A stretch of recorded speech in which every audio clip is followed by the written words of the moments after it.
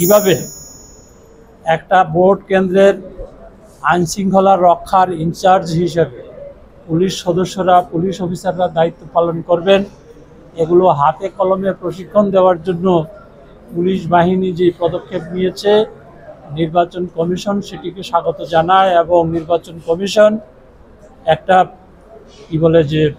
Police বাহিনীর কাছ থেকে একটা সুন্দর, একটা ভালো নির্বাচন করার ক্ষেত্রে তাদের সদিচ্ছা এবং তাদের ইচ্ছার যে বহিঃপ্রকাশ, সেজন্য ধন্যবাদ জানাচ্ছে। এরপরে যে প্রশ্নটি আসছে প্রতীক বিষয়ে, প্রতীক বরাদ্দ বিধিমালা অনুযায়ী প্রতীক বরাদ্দ বিধিমালায় যে প্রতীকগুলো থাকে, সেই প্রতীকগুলো থেকে একটা প্রতীক বরাদ্দ দিতে হয় এবং নিতে হয়। সেই দিক থেকে যেহেতু নির্বাচন কমিশন একটি সাংবিধানিক প্রতিষ্ঠান, নির্বাচন কমিশন আইনগতভাবে কাজ করে, আইনের বাইরে কোনো কাজ নির্বাচন কমিশন করতে পারে না।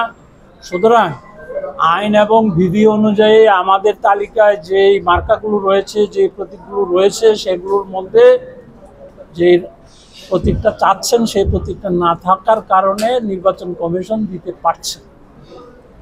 আরেকটি প্রশ্ন বলেছেন, নির্বাচন পদ্ধতি বা নির্বাচন সঠিক সময়ে হবে কিনা। নির্বাচন ফেব্রুয়ারিতে না হওয়ার মতো কোনো কাজ বা কোনো ঘটনা এখনো ঘটেনি এবং অনেক কিছুই মিডিয়াতে আসছে। এগুলো আশা রাখি এগুলো আমাদের নির্বাচনে কোনো প্রভাব পড়বে না। আপনারা সবাই জানেন ফেব্রুয়ারি মাসে, রমজান মাসের আগে নির্বাচন অনুষ্ঠিত হবে। আরেকটি বিষয় বলেছেন যে নির্বাচনের আগে সবাই অবাধ, সুষ্ঠু, নিরপেক্ষ নির্বাচনের কথা বলে, কিন্তু আসলে গিয়ে দেখা যায় যে বাস্তবে সেটি ঘটে না। নির্বাচন কমিশন আপনাদের কাছে এই মেসেজটি আমরা দিতে চাচ্ছি যে অতীতে আপনারা যা দেখেছেন, শুনেছেন, সেগুলো হওয়ার কোনো সুযোগ নাই, কোনো অবকাশ নাই। নির্বাচন কমিশন সাংবিধানিক প্রতিষ্ঠান, আইনের কাছে দায়বদ্ধ। বিদ্যমান আইন অনুযায়ী আপনাদের সকলের সহযোগিতায় একটা অবাধ এবং সুষ্ঠু নির্বাচন যাতে হয় সেজন্য কাজ করবে এবং ভালো নির্বাচন না হওয়ার কোনো বিকল্প নেই। আমরা যেভাবে প্রত্যেকটা বিভাগে সেনাবাহিনী, নৌবাহিনী, বিমান বাহিনী, পুলিশ বাহিনী, কোস্ট গার্ড সহ যত আইন শৃঙ্খলা রক্ষার দায়িত্বে যারা আছেন সবার কাছ থেকে এত বেশি সহযোগিতার আশ্বাস পাচ্ছি যে আমরা কোনো চ্যালেঞ্জ মনে করছি না। এবং আইন শৃঙ্খলা পরিস্থিতি আপনারাও দেখবেন যে অবস্থা থেকে আমরা উত্তরণ ঘটিয়েছি বা বিভিন্ন বাহিনী যে উত্তরণ ঘটিয়েছে, বিশেষ করে পুলিশ বাহিনী, এটি আসলেই তারা একটা কঠিন কাজ করেছেন এবং আমরা আশাবাদী যে একটা ভালো নির্বাচনের ক্ষেত্রে আইন শৃঙ্খলা রক্ষা কোনো চ্যালেঞ্জ হিসেবে থাকবে না।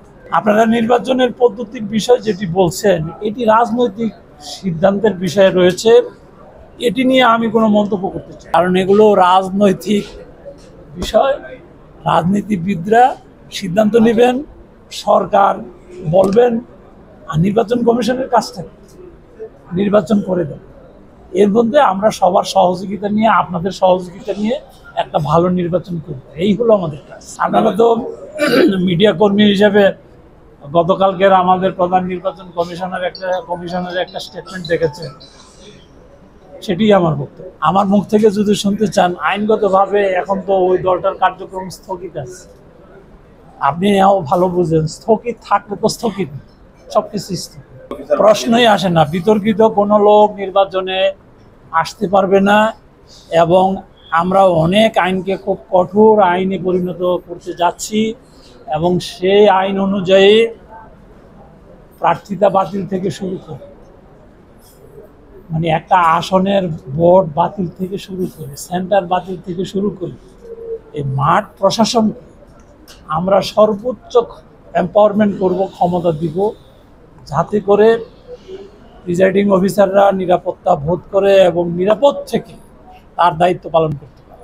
আমরা প্রতিটি বিষয়, দুর্গম এলাকা, ঝুঁকিপূর্ণ কেন্দ্র এবং পুলিশ বাহিনী, আনসার বাহিনী, যত লোক নির্বাচনের কাজে নিয়োজিত থাকবেন অতীতের কথা আমরা ভুলে যেতে চাই।